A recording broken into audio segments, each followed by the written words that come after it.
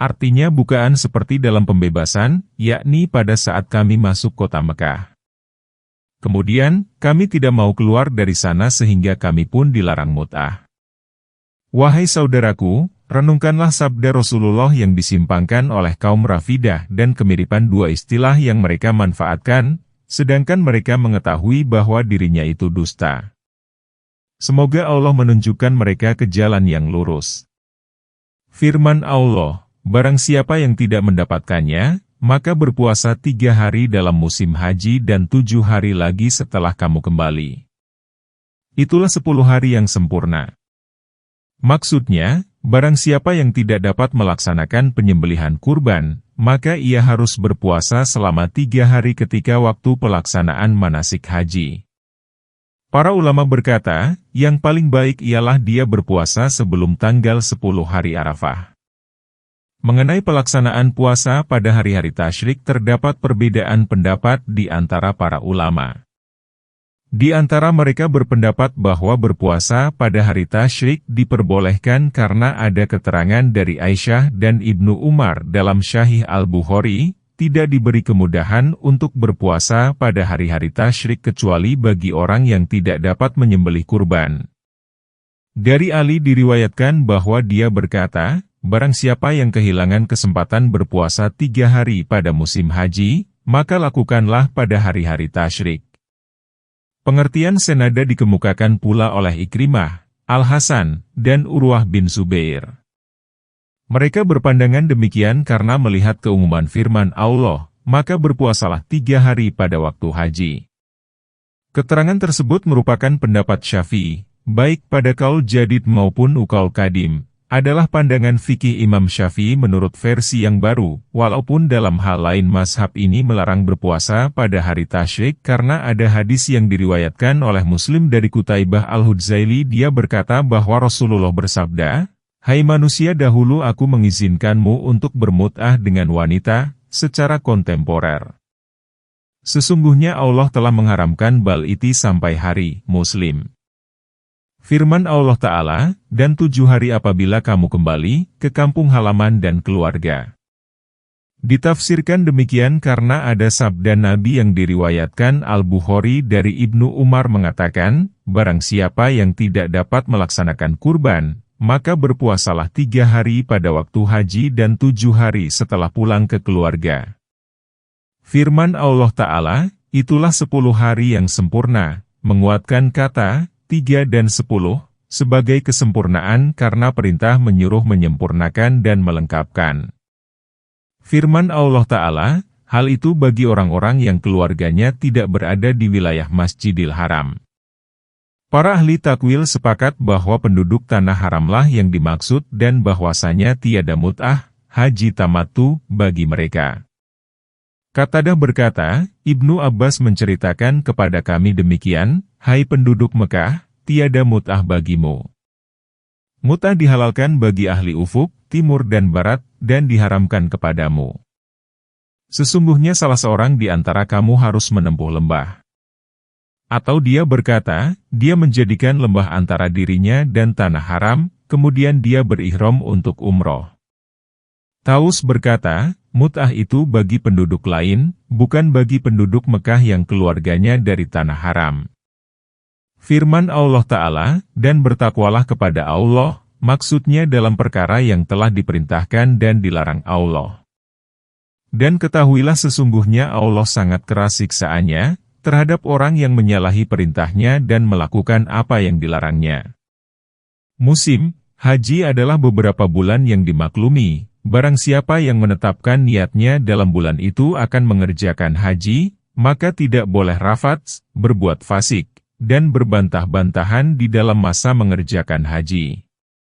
Dan apa yang kamu kerjakan berupa kebaikan, niscaya Allah mengetahuinya. Berbekallah, dan sesungguhnya sebaik-baik bekal ialah takwa dan bertakwalah kepadaku, hai orang-orang yang berakal, ayat 197. Ahli bahasa bersilang pendapat ihwal firman Allah Ta'ala, musim haji adalah beberapa bulan yang dimaklumi. Ada yang berpandangan bahwa ayat itu asalnya kira-kira, haji adalah beberapa bulan yang dimaklumi. Berdasarkan perkiraan ini, berihram untuk haji pada bulan-bulan tersebut adalah lebih sempurna daripada berihram di bulan lainnya, walaupun ihram di bulan lain juga sah. Pendapat yang mengesahkan ihram untuk haji pada sepanjang tahun adalah mazhab Malik, Abu Hanifah, Ahmad bin Hambal, dan lainnya. Mereka beralasan dengan firman Allah, mereka bertanya kepadamu tentang bulan sabit. Jawablah, bulan sabit merupakan penentu waktu bagi manusia dan ibadah haji. Dan, karena haji merupakan salah satu manasik, maka sah ihram untuk haji pada sepanjang tahun, seperti halnya umroh. Namun demikian, Syafi'i berpandangan bahwa tidak sah ihram untuk haji kecuali dilakukan pada bulan yang ditentukan untuk berhaji. Jika seseorang ihram sebelum waktunya, maka ihramnya itu tidak dianggap sah. Pendapat Syafi'i ini diriwayatkan dari Ibnu Abbas dan Jabir. Pendapat ini dipegang pula oleh Atha, Taus, dan Mujahid. Yang menjadi dalilnya ialah firman Allah, haji merupakan bulan-bulan yang dimaklumi. Jadi, ihram sebelum bulan untuk berhaji tidaklah sah, seperti halnya ketentuan waktu sholat. Imam Syafi'i rahimahullah meriwayatkan dari Ibnu Abbas bahwa dia berkata, tidak selayaknya seseorang berihram untuk haji kecuali dalam bulan musim haji karena Allah Ta'ala berfirman, haji adalah beberapa bulan yang dimaklumi. Ibnu Mardawi meriwayatkan dalam tafsirnya dari Ibnu Abbas, termasuk sunnah ialah tidak boleh berihram untuk haji kecuali pada bulan-bulan musim haji.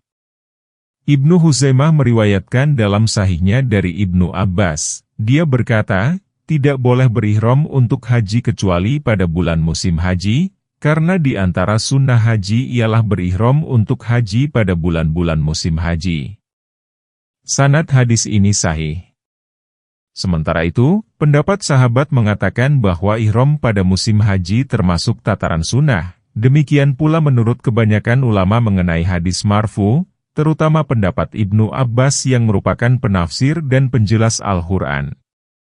Dalam sebuah hadis marfu yang diriwayatkan oleh Ibnu Mardawi dengan sanadnya dari Jabir dikatakan dari Nabi bahwa beliau bersabda, tidak selayaknya seseorang berihram untuk haji kecuali dalam bulan-bulan musim haji.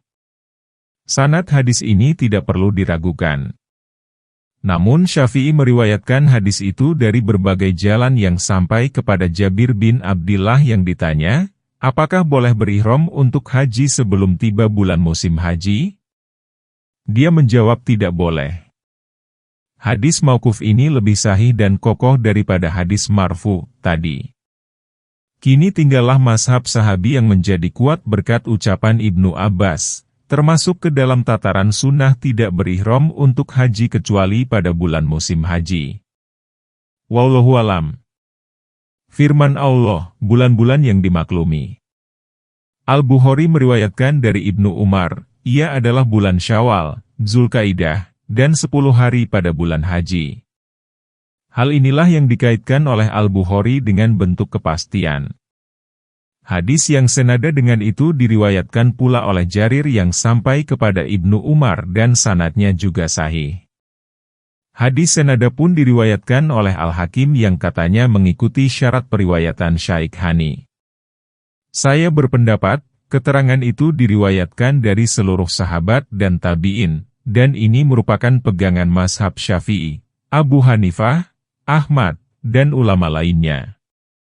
Ibnu Jarir berkata, adalah sah saja jumlah 2 bulan dan sebagian hari dari bulan ketiga diungkapkan dalam bentuk jamak, asyur, untuk menunjukkan dominasi. Seperti halnya orang Arab mengatakan, saya melihatnya tahun itu dan saya melihatnya hari itu, meskipun yang dimaksud adalah pada sebagian tahun dan hari. Dan, seperti firman Allah Ta'ala, barang siapa yang terburu dalam 2 hari, maka tiada dosa baginya. Padahal dia tergesa-gesa dalam 1,5 hari. Firman Allah, barang siapa yang mewajibkan haji pada bulan itu. Ibnu Jarir berkata, para ulama sepakat bahwa yang dimaksud dengan fardu pada ayat itu ialah memastikan dan mengharuskan. Yakni, ihramnya itu dipastikan untuk haji. Atha'a berkata bahwa yang dimaksud fardu di sana ialah ihram. Ulama lain pun berpendapat demikian. Sementara itu, Ibnu Abbas berkata, adalah tidak selayaknya dia menyambut seruan haji kemudian dia tetap tinggal di daerahnya. Maka tidak ada rafats dan kefasikan. Menurut Atha'a, yang dimaksud rafats ialah jima dan perkataan-perkataan cabul atau kotor. Dan tiada kefasikan, yakni melakukan kemaksiatan di tanah haram. Dalam Syahihain dikatakan, mencaci maki seorang muslim merupakan kefasikan dan membunuhnya merupakan kekafiran. Kefasikan ialah segala kemaksiatan. Dalam Sahihain dikatakan dari Abu Hurairah bahwa Rasulullah bersabda, barang siapa yang berhaji ke rumah ini, sedang dia tidak mengucapkan perkataan kotor dan kefasikan, maka ia akan terlepas dari dosa-dosanya seperti ketika dia dilahirkan oleh ibunya, Bukhari dan Muslim. Firman Allah, dan tidak berbantah-bantahan dalam masa mengerjakan haji, artinya harus memutuskan perselisihan ihwal manasik haji dan menjelaskannya karena sesungguhnya Allah telah menjelaskannya secara tuntas dan menerangkannya secara gamblang. Kadang-kadang terjadi perbantahan antara orang Quraisy dan orang Arab lainnya. Orang Quraisy berwukuf di dekat Masyaril Haram di Musdalifah, sedangkan orang Arab lainnya berwukuf di Arafah. Kemudian, mereka berbantahan dan masing-masing mengklaim bahwa haji dan wukuf mereka merupakan haji dan wukuf seperti yang dilakukan Ibrahim. Allah memutuskan perselisihan mengenai hal itu, Dia menjelaskan seluruh manasik, mengharamkan perbantahan mengenai manasik dan pada waktu menjalankannya. Ada pula pendapat yang mengatakan bahwa yang dimaksud dengan perdebatan di dalam ayat ini ialah permusuhan, saling membanggakan diri, caci maki, pertengkaran, dan kemarahan. Kecuali Anda mencaci dan memarahi budak tanpa memukulnya. Tetapi menurut saya, memukul budak itu boleh saja karena Abu Bakar pernah memukul budaknya yang telah menghilangkan unta yang membawa perbekalan dan air. Ketika itu Rasulullah memperhatikan tindakan Abu Bakar dan sambil tersenyum beliau bersabda, lihatlah apa yang dilakukan oleh orang yang sedang berihram ini. Sabdanya ini merupakan kritikan halus. Yang paling baik ialah meninggalkan perbuatan semacam itu. Wallahu alam. Dalam riwayat Ahmad dikatakan secara ringkas bahwa dia berkata dari Jabir, barang siapa yang menuntaskan manasiknya dan menyelamatkan kaum muslim dari gangguan lisan dan tangannya, maka akan diampuni dosa-dosa yang telah dilakukannya. Firman Allah, kebaikan apapun yang kamu lakukan diketahui oleh Allah. Setelah Allah melarang manusia melakukan keburukan baik berupa perkataan maupun ucapan, maka Allah memotivasi mereka untuk melakukan perbuatan baik. Dia memberitahukan kepada mereka bahwa Dia mengetahui dan akan membalas amalan mereka secara penuh pada hari kiamat. Firman Allah Ta'ala, berbekalah kamu. Sesungguhnya sebaik-baik bekal ialah ketakwaan. Al-Bukhari meriwayatkan dengan sanadnya dari Ibnu Abbas, dia berkata, adalah penduduk Yaman berhaji. Mereka tidak membawa bekal dan berkata, kami bertawakal kepada Allah. Maka Allah berfirman, berbekalah kamu. Sesungguhnya sebaik-baik bekal ialah ketakwaan. Mereka dilarang bersikap demikian dan diperintahkan supaya membawa bekal, seperti tepung, gandum, dan kue kering. Dari Mujahid dikatakan bahwa Ibnu Umar mensyaratkan berbekal kepada orang yang menemaninya. Firman Allah, sesungguhnya sebaik-baiknya bekal ialah ketakwaan. Setelah Allah menyuruh manusia berbekal dalam perjalanan dunia, maka Allah pun menunjukkan kepada mereka perbekalan akhirat berupa ketakwaan sebagaimana Allah berfirman, pakaian untuk menutup auratmu dan pakaian indah untuk perhiasan. Dan pakaian takwa adalah yang paling baik, yaitu kehusyukan, ketaatan, dan ketakwaan sebagai bekal di akhirat. Muqatil bin Hayyan berkata bahwa setelah ayat, dan berbekalah kamu, diturunkan, maka bangkitlah kaum muslimin yang miskin. Mereka berkata, ya Rasulullah, kami tidak memiliki sesuatu yang dapat kami jadikan bekal. Maka Rasulullah bersabda, berbekallah kamu dengan sesuatu yang dapat menutupi kehormatan wajahmu dari direndahkan oleh manusia dan sebaik-baiknya bekal ialah ketakwaan. Ibnu Abi Hatim. Firman Allah, dan bertakwalah kepadaku, hai orang-orang yang mau berpikir. Dia juga berfirman, takutlah akan azab dan siksaku. Azabku adalah bagi orang yang menyalahiku, tidak menjalankan perintahku, wahai orang-orang yang berakal dan dapat memahami. Tidak ada dosa bagimu untuk mencari karunia, rezeki hasil perniagaan, dari Tuhanmu. Maka apabila kamu telah bertolak dari Arafah, berzikirlah kepada Allah di Masyaril Haram. Dan berzikirlah, dengan menyebut Allah sebagaimana yang ditunjukkannya kepadamu, dan sesungguhnya kamu sebelum itu benar-benar termasuk orang-orang yang sesat. Ayat 198. Al-Bukhari berkata dari Ibnu Abbas, Ukas, Majanah, dan Dzul Majas adalah pasar pada masa jahiliyah sehingga mereka merasa berdosa untuk berdagang pada musim haji. Maka turunlah ayat, tidak ada dosa bagimu untuk mencari karunia dari Tuhanmu pada musim haji. Ahmad meriwayatkan dari Abu Tamamah At-Taimi, dia berkata kepada Ibnu Umar, kami berdagang, apakah haji kami sah? Ibnu Umar menjawab, bukankah kamu tawaf di Baitullah, melakukan kema'rufan, melempar jumroh, dan mencukur rambut? Kami mengiyakannya. Ibnu Umar berkata, seseorang datang kepada Nabi kemudian mengajukan pertanyaan yang kamu tanyakan kepadaku. Beliau tidak menjawabnya hingga Jibril turun membawa ayat, tidak ada dosa bagimu untuk mencari karunia dari Tuhanmu. Ibnu Jarir meriwayatkan dengan sanadnya dari Abu Syalih, budak Umar, dia berkata, saya bertanya, hai Amirul Mukminin, apakah Tuan berniaga pada musim haji? Umar menjawab, tidakkah penghidupan mereka itu kecuali pada musim haji? Firman Allah Ta'ala, apabila kamu telah bertolak dari Arafah, maka berzikirlah kepada Allah di Masyaril Haram. Arafah adalah tempat wukuf dalam ibadah haji. Wukuf di Arafah merupakan perbuatan utama dalam ibadah haji. Oleh karena itu, Imam Ahmad dan para penyusun sunan meriwayatkan dengan sanad yang sahih dari Abdurrahman bin Yamar Ad-Daili, dia berkata bahwa dia mendengar Rasulullah bersabda, haji adalah wukuf di Arafah. Beliau mengatakannya 3 kali. Barang siapa yang sempat wukuf di Arafah sebelum terbit fajar, berarti ia mendapatkan haji. Lama berada di Mina adalah 3 hari, dan barang siapa yang terburu-buru sehingga hanya menetap 2 hari, maka tiada dosa atasnya, dan barang siapa yang melebihkan dari 2 hari, juga tiada dosa atasnya. Ahmad. Waktu wukuf ialah setelah tergelincir matahari pada hari Arafah hingga terbit fajar pada hari kedua dari hari penyembelihan kurban, karena dalam haji wada Nabi berwukuf setelah sholat zuhur hingga matahari terbenam. Beliau bersabda, hendaklah kalian mencontoh, manasik dari aku. Dalam hadis lain beliau bersabda, barang siapa yang mendapatkan Arafah sebelum terbit fajar, berarti ia mendapatkan haji. Mazhab Malik, Abu Hanifah, dan Syafi'i menyandarkan pendapat mereka pada hadis ini.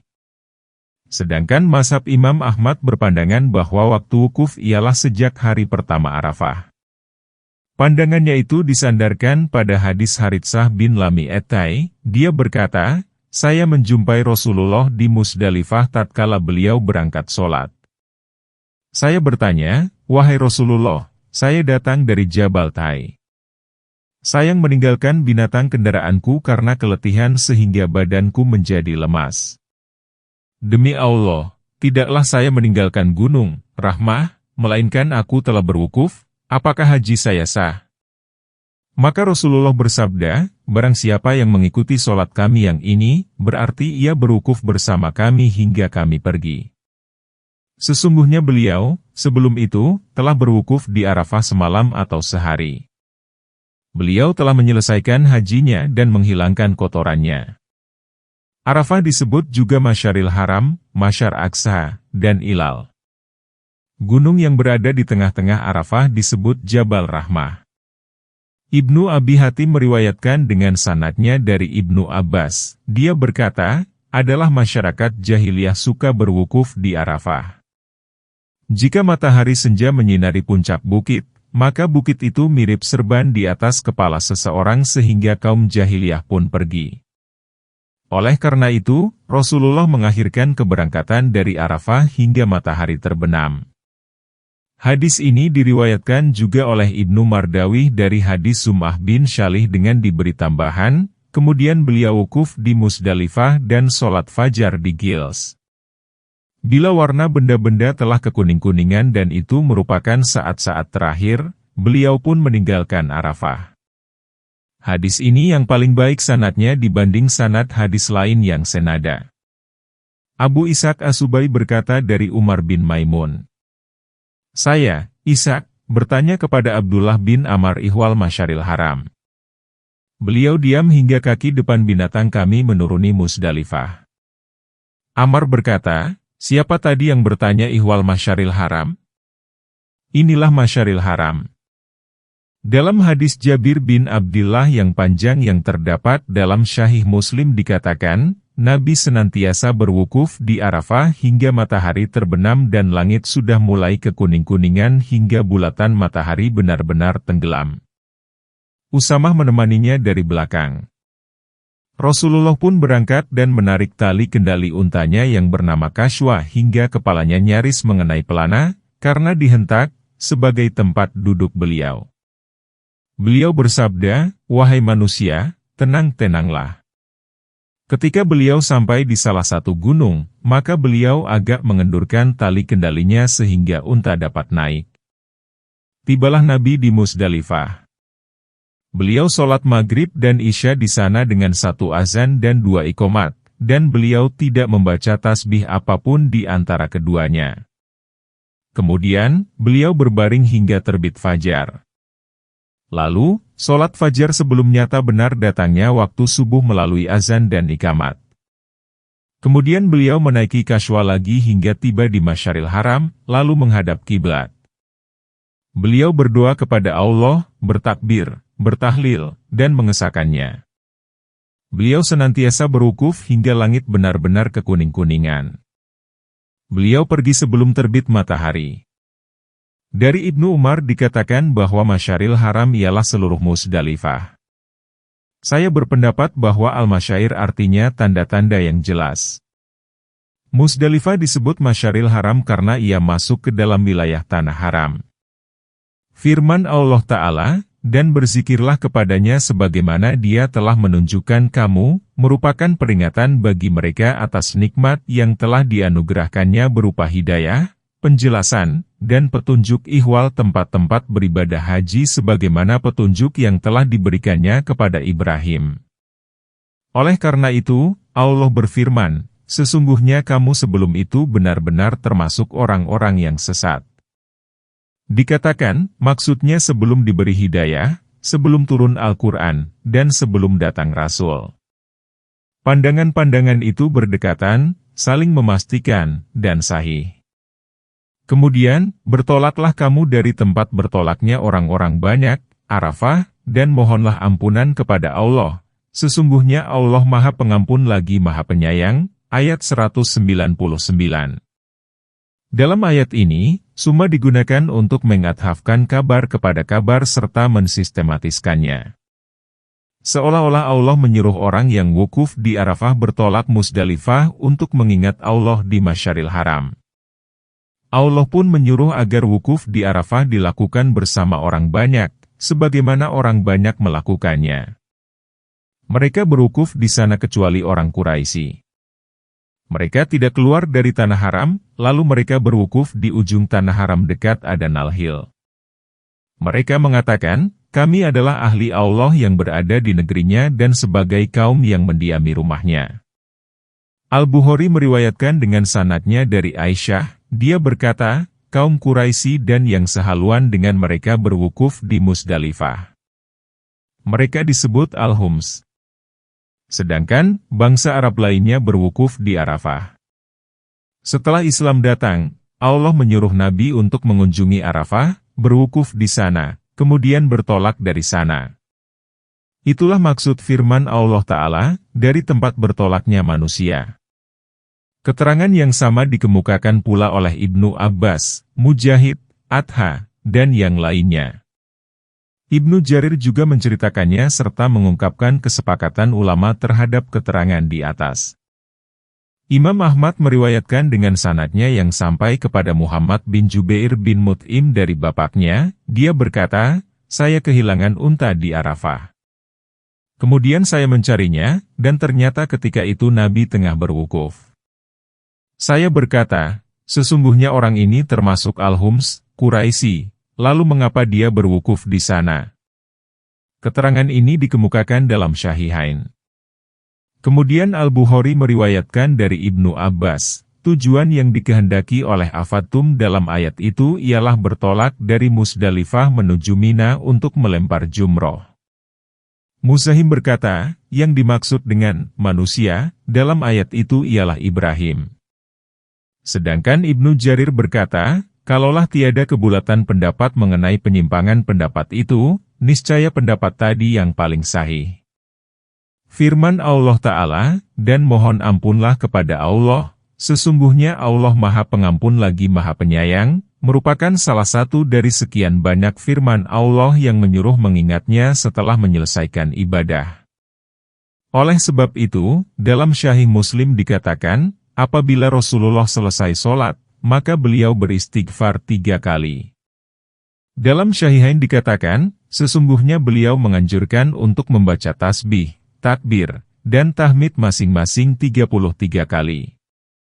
Al-Bukhari meriwayatkan dari Sadad bin Aus, dia berkata bahwa Rasulullah bersabda, penghulu istighfar ialah seorang hamba mengucapkan, Allahumma engkau Tuhanku, tiada Tuhan melainkan engkau.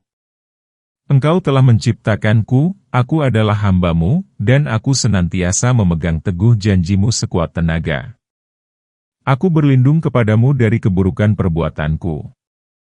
Aku mengaku kepadamu atas nikmat yang telah engkau anugerahkan kepadaku dan aku pun mengakui dosaku, maka ampunilah aku karena sesungguhnya tiada yang mengampuni dosa kecuali engkau. Barang siapa yang mengucapkannya pada suatu malam hari, kemudian dia meninggal pada malam itu, maka dia masuk surga. Barang siapa yang mengucapkannya pada siang harinya, lalu dia mati, maka dia masuk surga. Bukhari. Dalam Syahihain dikatakan dari Abdullah bin Umar bahwa Abu Bakar berkata, ya Rasulullah, ajarilah aku sebuah doa yang akan kupanjatkan dalam syalatku. Maka beliau bersabda, bacalah, ya Allah, sesungguhnya aku telah menzalimi diriku sendiri secara besar-besaran dan tiada yang dapat mengampuni dosa kecuali engkau, maka ampunilah aku dengan suatu ampunan dari sisimu dan kasihanilah aku, sesungguhnya engkau Maha Pengampun lagi Maha Penyayang. Hadis-hadis mengenai istighfar banyak dijumpai. Apabila kamu telah menyelesaikan ibadah hajimu, maka berzikirlah, dengan menyebut, Allah, sebagaimana kamu menyebut-nyebut, membangga-banggakan, nenek moyangmu, atau, bahkan, berzikirlah lebih banyak daripada itu. Maka di antara manusia ada yang berdoa, ya Tuhan kami, berilah kami kebaikan di dunia, dan tiadalah baginya bagian yang menyenangkan di akhirat. Ayat 200. Dan di antara mereka ada yang berdoa, ya Tuhan kami, berilah kami kebaikan di dunia dan kebaikan di akhirat dan peliharalah kami dari siksa neraka. Ayat 201. Mereka itulah orang-orang yang mendapat bagian dari apa yang mereka usahakan, dan Allah sangat cepat perhitungannya. Ayat 202. Allah Ta'ala menyuruh manusia berzikir kepadanya dengan sebanyak-banyaknya setelah usai melakukan manasik. Berkaitan dengan firman Allah, sebagaimana kamu menyebut-nyebut nenek moyangmu, diriwayatkan dari Ibnu Abbas demikian, adalah masyarakat jahiliyah berwukuf pada musim haji. Seseorang di antara mereka berkata, dahulu ayahku suka memberi makan, membawa muatan, dan membawa diat, artinya denda. Perbuatan nenek moyang semacam itulah yang suka diingat oleh mereka. Maka Allah menurunkan kepada Muhammad, berzikirlah, dengan menyebut, Allah sebagaimana kamu menyebut-nyebut nenek moyangmu, atau berzikirlah lebih banyak daripada itu. Riwayat yang senada dengan kasus tadi dikemukakan oleh Anas dan Tabi'in dalam jumlah yang banyak, juga diceritakan oleh Ibnu Jarir dari sejumlah orang. Wallahu alam. Dalam ayat itu untuk menegaskan kemiripan berita. Hal ini seperti firman Allah, seperti batu atau lebih keras lagi, dan seperti firman Allah, mereka takut kepada manusia setakut kepada Allah atau lebih takut lagi. Pemakaian sama sekali bukan untuk menunjukkan keraguan, namun untuk menegaskan berita atau lebih menguatkan lagi. Kemudian Allah Ta'ala menunjukkan manusia supaya berdoa kepadanya setelah banyak-banyak mengingatnya, sebab dalam keadaan seperti itu diduga kuat untuk diijabah. Dia mencela orang yang tidak berdoa selain untuk urusan dunianya, ia berpaling dari urusan akhiratnya. Dia berfirman, maka di antara manusia ada yang berkata, "Ya Tuhan kami, berilah kami kebaikan di dunia." Dan tidak ada bagian untuknya di akhirat. Misalnya dia mengatakan, "Ya Allah, jadikanlah tahun ini sebagai tahun yang banyak turun hujan, tahun kesuburan, dan tahun kelahiran anak yang baik." Mereka tidak menyebut perkara akhirat sedikit pun. Berkaitan dengan mereka, Allah menurunkan ayat, maka di antara manusia sepeninggal mereka, jahiliyah, datanglah kaum mukmin. Mereka berkata, "Ya Tuhan kami, berilah kami kebaikan di dunia dan di akhirat serta lindungilah kami dari azab neraka." Kemudian Allah menurunkan ayat, mereka itulah orang-orang yang mendapat bagian dari apa yang mereka usahakan, dan Allah Maha Cepat perhitungannya.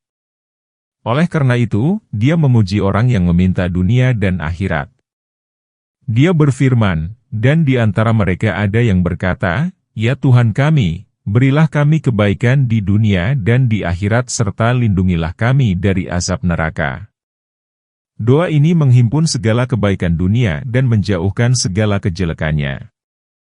Karena kebaikan itu mencakup segala permintaan dunia, seperti kesehatan, rumah, istri, rezeki, ilmu yang bermanfaat, amal saleh, perjalanan yang mudah, dan pujian yang indah, yang semuanya termasuk ke dalam kebaikan dunia. Sedangkan, kebaikan akhirat adalah lebih tinggi daripada itu, seperti masuk surga dan implikasinya berupa keselamatan dari ketakutan yang sangat hebat dan kemudahan hisab. Adapun keselamatan dari neraka menuntut pelancaran berbagai macam sarananya ketika di dunia, seperti menjauhi berbagai perkara yang diharamkan, dosa, perkara syubhat, dan haram. Al-Qasim Abu Abdurrahman berkata, barang siapa yang dianugerahi hati yang suka bersyukur, lisan yang senantiasa berzikir, dan diri yang sabar, berarti ia diberi kebaikan dunia dan akhirat serta dipelihara dari neraka. Oleh karena itu, terdapat sunnah yang memotivasi pengamalan doa itu. Imam Ahmad meriwayatkan dari Anas, sesungguhnya Rasulullah menengok seorang muslim yang telah menjadi seperti anak burung karena lemahnya. Rasulullah berkata kepadanya, "Apakah kamu memohon sesuatu kepada Allah atau meminta sesuatu kepadanya?" Orang itu menjawab, "Ya. Aku berdoa, ya Allah, perkara yang akan Engkau siksakan kepadaku di akhirat itu timpakanlah kepadaku di dunia." Maka Rasulullah bersabda, "Maha suci Allah. Engkau tak kuat menerimanya. Mengapa kamu tidak berdoa, ya Tuhan kami, berilah kami kebaikan di dunia dan di akhirat, dan lindungilah kami dari azab neraka." Anas berkata, kemudian dia mengucapkannya, dan Allah menyembuhkannya, Muslim. Imam Syafi'i meriwayatkan dengan sanadnya dari Abdullah bin As-Sa'ib, sesungguhnya dia mendengar Nabi bersabda di antara dua rukun, yaitu rukun Bani Jumuh dan rukun Aswad, "Ya Allah, berilah kami kebaikan di dunia dan di akhirat serta lindungilah kami dari azab neraka." Ibnu Mardawi meriwayatkan dengan sanadnya dari Ibnu Abbas, dia berkata bahwa Rasulullah bersabda, "Tidaklah aku melewati rukun Ka'bah, melainkan aku melibat malaikat di sana mengatakan, perkenankanlah doanya. Jika kamu melewatinya, maka ucapkanlah ya Tuhan kami berilah kami kebaikan di dunia dan di akhirat, dan bindarkanlah kami dari azab neraka. Dan, berzikirlah, dengan menyebut Allah dalam beberapa hari yang berbilang. Barang siapa yang ingin cepat berangkat dari Mina, sesudah 2 hari, maka tiada dosa baginya. Dan barang siapa yang ingin menangguhkan keberangkatannya dari 2 hari itu, maka tidak ada dosa pula baginya bagi orang yang bertakwa. Dan bertakwalah kepada Allah, dan ketahuilah bahwa kamu akan dikumpulkan kepadanya. Ayat 203. Ibnu Abbas berkata, yang dimaksud dengan al-ayam al-madudaat ialah hari-hari tasyrik, dan yang dimaksud al-ayam al-malumat ialah hari-hari yang 10. Firman Allah, dan berzikirlah kepada Allah dalam beberapa hari, menurut Ikrimah ialah bertakbir pada hari tasyrik setelah sholat fardu, yaitu Allahu Akbar Allahu Akbar. Imam Ahmad meriwayatkan dari Uqbah bin Amir, dia berkata bahwa Rasulullah bersabda, hari Arafah dan hari penyembelihan hewan kurban, dan hari tasyrik merupakan hari raya kita umat Islam, yaitu hari-hari untuk makan dan minum. Ahmad. Ibnu Jarir meriwayatkan dari Abu Hurairah bahwa Rasulullah mengutus Abdullah bin Hudzaifah bertawaf di Mina. Janganlah kamu berpuasa pada hari-hari tersebut karena hari itu merupakan hari untuk makan-makan dan minum serta berzikir kepada Allah Ta'ala. Dalam riwayat Zuhri dikatakan, kecuali bagi orang yang berpuasa karena tidak dapat menyembelih hewan kurban. Riwayat ini merupakan tambahan yang baik, namun mursal. Dari Aisyah dikatakan, Rasulullah melarang berpuasa pada hari tasyrik, karena hari itu merupakan hari untuk makan, minum, dan berzikir kepada Allah. Dari Ibnu Abbas dikatakan, yang dimaksud ayam madudat ialah hari-hari tasyrik yang 4, yaitu hari penyembelihan dan 3 hari sesudahnya. Keterangan itu ditunjukkan oleh zahir ayat yang mulia yang mengatakan, barang siapa yang ingin cepat berangkat sesudah 2 hari, maka tiada dosa baginya. Dan, barang siapa yang ingin menangguhkan, maka tidak ada dosa pula baginya. Ayat ini menunjukkan jumlah 3 hari sesudah hari penyembelihan. Kemudian Ibnu Abbas mengaitkan firman itu dengan firman, dan berzikirlah kepada Allah pada beberapa hari, yakni berzikir pada waktu penyembelihan kurban-kurban yang dikaitkan dengan zikir temporer yang dilakukan selepas sholat fardu, dan zikir secara mutlak, kapan saja. Menurut pendapat yang paling terkenal dari para ulama ialah zikir itu dilakukan pada hari Arafah, sejak sholat subuh hingga tiba sholat asar pada hari tasyrik terakhir sebagai hari terakhir nafar akhir. Pendapat mereka juga mengaitkan takbir pada hari-hari tersebut dengan takbir dan zikir ketika melempar jumroh pada setiap hari tasyrik. Dalam hadis yang diriwayatkan oleh Abu Daud dan yang lainnya dikatakan, sesungguhnya tawaf di Baitullah, sa'i antara Syafa dan Marwah, dan melempar jumroh itu diberlakukan untuk menegakkan zikir kepada Allah Ta'ala. Setelah Allah Ta'ala menuturkan nafar awal dan sani, yaitu berpisahnya manusia dari musim haji kemudian menuju ke daerah dan wilayahnya masing-masing setelah mereka berkumpul di berbagai tempat manasik dan tempat berdiam, maka Allah berfirman, dan bertakwalah ketahuilah bahwa kamu akan dikumpulkan kepadanya ini senada dengan firman-Nya dan dialah yang menciptakan serta mengembangbiakkan kamu di bumi ini dan kepadanyalah kamu akan dikumpulkan. Surat Al-Mukminun ayat 79. Dan di antara manusia ada orang yang ucapannya tentang kehidupan dunia menarik hatimu, dan dipersaksikannya kepada Allah, atas kebenaran, isi hatinya, padahal ia adalah penantang yang paling keras. Ayat 204. Dan apabila ia berpaling dari kamu, ia berjalan di bumi untuk mengadakan kerusakan padanya, dan merusak tanam-tanaman dan binatang ternak. Dan Allah tidak menyukai kebinasaan. Ayat 205.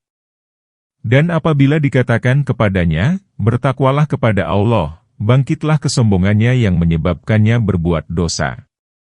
Maka cukuplah balasannya, neraka jahanam. Dan sungguh neraka jahanam itu tempat tinggal yang seburuk-buruknya. Ayat 206. Dan, di antara manusia ada orang yang mengorbankan dirinya karena mencari keridaan Allah, dan Allah Maha Penyantun bagi hamba-hambanya. Ayat 207. Ibnu Abbas mengatakan bahwa ayat ini diturunkan berkaitan dengan segolongan munafik yang menceritakan Habib dan para sahabatnya yang dibunuh karena kembali kepada Islam dan mereka mencelanya. Maka, Allah menurunkan ayat yang mencela kaum munafik dan memuji Habib berikut para sahabatnya. Ayat itu ialah, dan di antara manusia ada orang yang mengorbankan dirinya karena mencari keridaan Allah. Ada pula pendapat yang menyatakan bahwa ayat itu ditujukan kepada seluruh kaum munafik dan kaum mukmin. Pendapat ini dikemukakan oleh Qatadah, Mujahid, Rabi bin Anas, dan yang lainnya.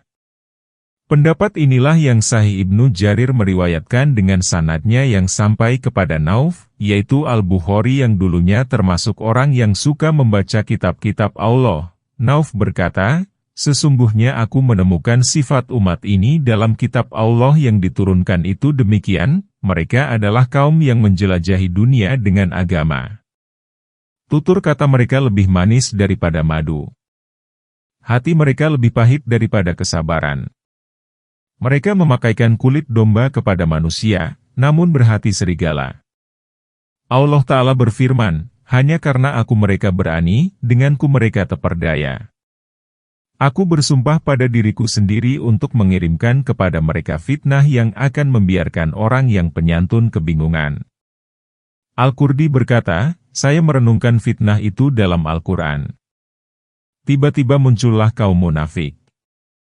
Sekarang, fitnah itu telah kutemukan berupa mereka." Firman Allah, "Dan di antara manusia ada orang yang ucapannya tentang kehidupan dunia menarik hatimu dan dipersaksikannya kepada Allah, atas kebenaran, isi hatinya, padahal ia adalah penantang yang paling keras." Said bin Hilal berkata, "Tahulah saya, kepada siapa ayat itu diturunkan."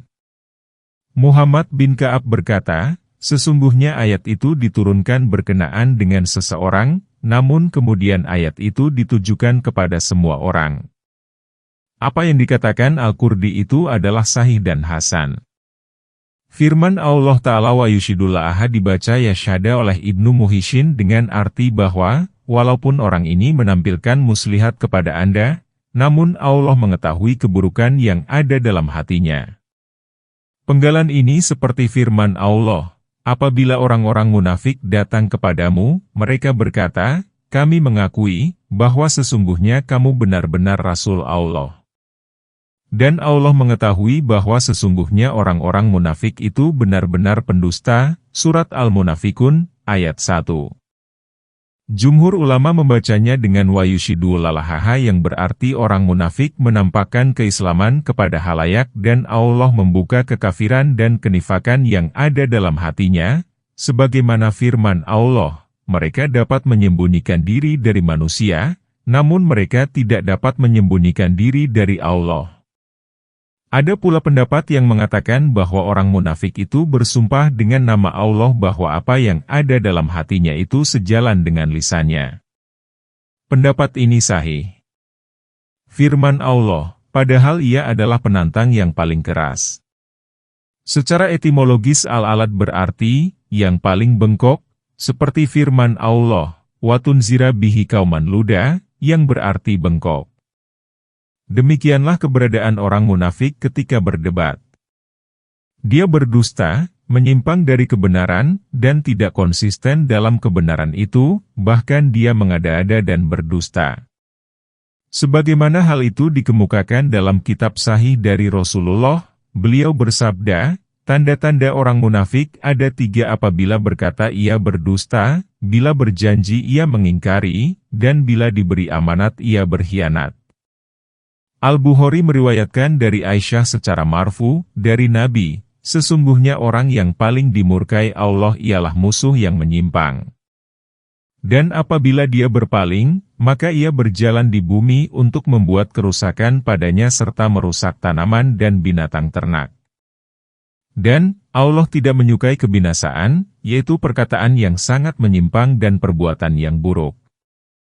Makna asayu dalam ayat ini ialah, menuju, sebagaimana Allah berfirman pada saat menceritakan Fir'aun, kemudian dia berpaling dan menuju, dan dalam firman Allah, maka menujulah kepada zikrullah. Maksudnya menuju dan bersengajalah dengan sholat Jumat, karena menuju sholat hanya secara fisik dilarang oleh sunnah Nabi, sebagaimana dikatakan Nabi, apabila kamu hendak melakukan sholat, janganlah berjalan dengan tergesa-gesa, namun datangilah dengan tenang dan kesabaran terhormat.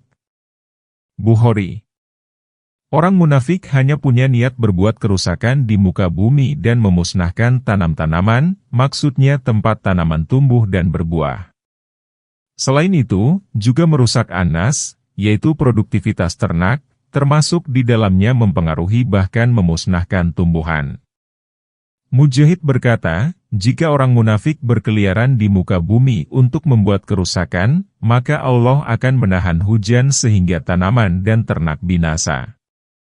Firman Allah, dan Allah tidak menyukai kerusakan, maksudnya dia tidak menyukai sifat tersebut juga orang yang memilikinya. Firman Allah, apabila dikatakan kepadanya, bertakwalah kepada Allah, maka bangkitlah kesombongannya yang menyebabkannya berbuat dosa. Maksudnya, apabila orang yang durhaka ini dinasihati dan dikatakan kepadanya, lenyapkanlah perkataan dan perbuatanmu itu serta kembalilah kepada kebenaran. Maka dia menolak dan membantah, lalu bangkitlah temperamen dan kemarahannya karena dosa. Penggalan ini seperti firman Allah Ta'ala, dan apabila dibacakan kepada mereka ayat-ayat Kami yang terang, niscaya kamu melihat tanda-tanda keingkaran pada muka orang-orang yang kafir itu. Surat Al-Hajj, ayat 72. Oleh karena itu, dalam ayat ini Allah berfirman, maka cukuplah baginya jahanam dan itu tempat tinggal yang seburuk-buruknya, artinya hal itu sebagai siksa yang memadai. Firman Allah, dan di antara manusia ada orang yang mengorbankan dirinya guna mencari keridaan Allah. Setelah Allah menginformasikan sifat-sifat kaum munafik yang tercela, maka dia menuturkan sifat-sifat kaum mukmin yang terpuji. Ibnu Abbas dan sejumlah tabi'in berkata, ayat tersebut diturunkan berkaitan dengan Syuhaib bin Sanan Ar-Rumi. Setelah dia masuk Islam di Mekah dan hendak berhijrah ke Madinah, orang-orang melarangnya berhijrah dengan membawa harta kekayaan dan sangat disukai bila ia berhijrah tanpa membawa apa-apa. Maka, Syuhaib pun berhasil lolos dari mereka dan memberikan harta kekayaannya kepada mereka. Berkaitan dengan kejadian itulah Allah menurunkan ayat ini. Kemudian, Umar bin Khattab dan beberapa orang sahabat menemuinya hingga di Tarf Al-Hurah. Mereka berkata kepada Syuhaib, perniagaanmu beruntung. Syuhaib menjawab, kalian sendiri bagaimana? Saya tidak merugikan perniagaanmu di jalan Allah. Apa yang kalian maksud dengan perniagaanku beruntung? Kemudian orang-orang memberitahukan kepadanya bahwa Allah telah menurunkan ayat berkaitan dengan dia. Ibnu Mardawi meriwayatkan dari Utsman An-Nahdi, dari Syuhaib, dia berkata, ketika aku hendak berhijrah dari Mekah untuk mengikuti Nabi, maka kaum Quraisy berkata kepadaku, hai Syuhaib, dahulu kamu datang kepada kami tanpa harta, sekarang kamu hendak pergi sambil membawa harta. Demi Allah, hal ini tidak boleh terjadi. Maka saya berkata kepada mereka, apakah kalian akan membebaskan aku jika aku memberikan hartaku kepada kalian? Mereka mengiyakannya. Kemudian kuserahkan hartaku kepada mereka, dan mereka pun membiarkan aku pergi hingga tiba di Madinah. Kasus itu lalu sampai kepada Nabi, maka beliau bersabda, Syuhaib beruntung. Syuhaib beruntung. Adapun kebanyakan ulama menafsirkan bahwa ayat ini diturunkan bagi setiap orang yang berjuang di jalan Allah pada umumnya, sebagaimana Allah Ta'ala berfirman, sesungguhnya Allah membeli dari kaum mukmin diri dan harta kekayaan mereka. Tatkala Hisyam membawa berita ke dalam barisan, maka sebagian orang mengingkarinya. Kemudian Umar bin Khattab, Abu Hurairah, dan yang lainnya menegaskan kepada mereka, lalu membaca ayat, dan di antara manusia ada orang yang mengorbankan dirinya demi mencari keridaan Allah, dan Allah Maha Penyantun kepada hamba-hambanya. Hai orang-orang yang beriman, masuklah kamu ke dalam Islam secara keseluruhannya, dan janganlah kamu turuti langkah-langkah setan. Sesungguhnya setan itu musuh yang nyata bagimu, ayat 208. Tetapi jika kamu menyimpang dari jalan Allah, sesudah datang kepadamu bukti-bukti kebenaran, maka ketahuilah bahwa Allah Maha Perkasa lagi Maha Bijaksana, ayat 209. Allah Ta'ala memerintahkan kepada hamba-hambanya yang beriman lagi membenarkan Rasul-Nya agar mereka memegang seluruh tali Islam dan syariatnya serta menjalankan segala syariatnya dan meninggalkan segala larangannya seoptimal mungkin.